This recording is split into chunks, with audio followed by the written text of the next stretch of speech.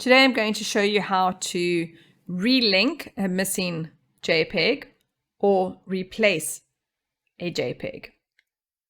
So in this case, we have a missing JPEG. This is generally when, say, you have created a new folder and you have then subsequently moved your JPEGs into a new folder, and now you want to relink it.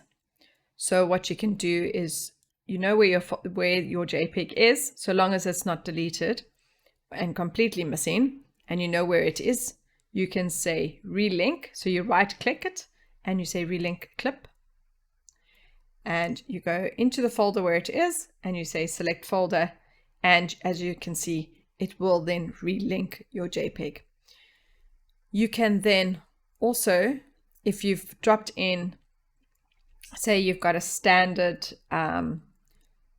video recording and this intro part needs to be a standard thing, and you just want to replace the JPEG itself, and or it's new, you need a new picture and you want to replace the JPEG, all you do is select the JPEG, right click it and say replace selected clip.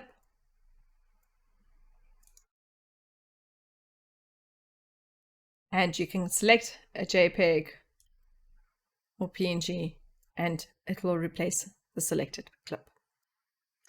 If you like this video and you'd like to see more like this, please make sure you like and subscribe to our channel. Thank you for watching.